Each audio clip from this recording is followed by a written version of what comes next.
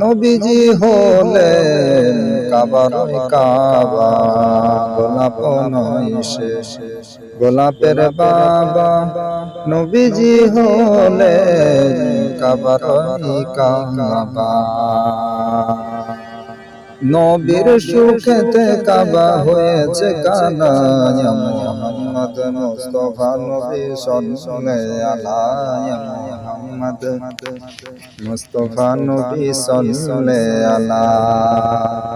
ও যিনি শাফায়াতের কান্ডারি মদিনাওয়ালা, মুহাম্মদ মুস্তাফা নবী সাল্লাল্লাহু আলাইহি। কেউ বা বলে নবী নূরেরই পুতুল, কেউ বা বলে নবী গোলাপ ফুল, কেউ বা বলে নবী নূরেরই